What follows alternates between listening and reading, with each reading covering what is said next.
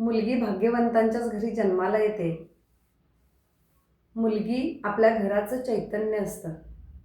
ज्या वेळेला ही मुलगी लहान असते आणि आम्ही तिच्या पायामध्ये घुंगरांचे पैंजण घालतो आणि ती ते पैंजण घालून इकडून तिकडे दुडू रांगत असते, नंतर चालत असते. त्यावेळेला घर असं आनंदानं भरून गेलेलं असतं. मुलगी जी आहे ना, ती मुलगी प्रत्येकालाच हवीशी असावी असं मला वाटतं. परंतु आज जरी आपण विज्ञान युगात पोहोचलो तरीसुद्धा हिंदू संस्कृतीच्या मते मुलगा हाच वंशाचा दिवा असे प्रत्येकाला अजूनसुद्धा वाटते. आणि मग जर मुलगी जन्मली तर अजूनसुद्धा तिच्या जन्माचं स्वागत प्रत्येक ठिकाणी होताना दिसत नाही.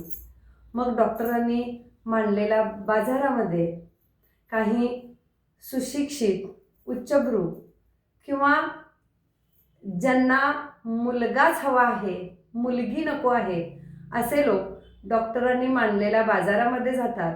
त्या गर्भाची शहानिशा केली जाते आणि मग ते स्त्री अंकुर जे आहे ते उमलण्याआधीच त्याला खुडलं जातं.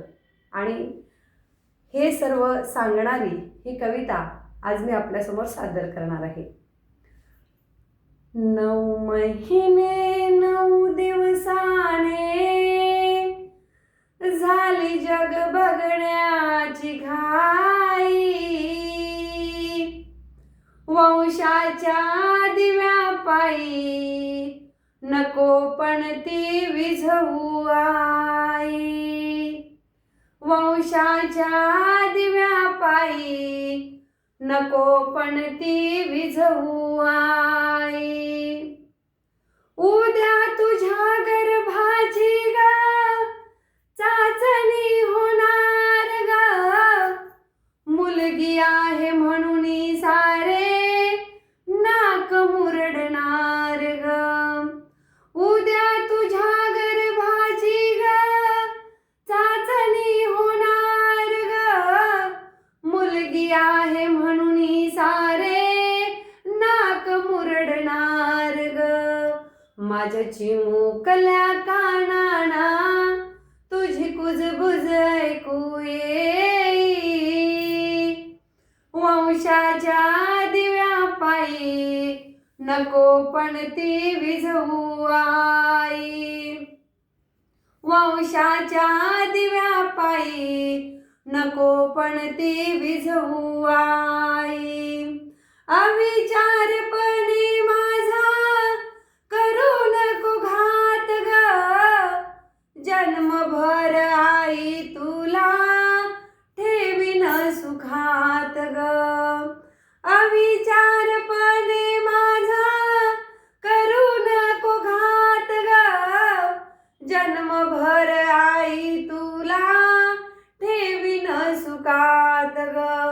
तुझ माझं नशीब आणि तुझ माझी पुण्याई, वंशाच्या दिव्यापायी नको पण ती विझवू आई, वंशाच्या दिव्यापायी नको पण ती विझवू आई. पाहू दे ही दुनिया मजला डोळे भरून ग, ठेव अंगावरती माझ्या तुझ पांघरून ग. पाहू दे ही दुनिया मजला डोळे भरून ग, ठेव अंगावरती माझ्या तुझ पांघरून ग. तुझ्या मंजुळवाणी मधुनी मला ऐकू दे अंगाई, वंशाच्या दिव्यापायी नको पण ती विझवू आई, वंशाच्या दिव्यापायी नको पण ती विझवू आई. 9 महिने 9 दिवसाने झाली जग बघण्याची घाई, वंशाच्या दिव्यापायी नको पण ती विझवू आई, वंशाच्या दिव्या पायी नको पण ती विझवू आई. वंशाच्या दिव्या पायी नको पण ती विझवू आई.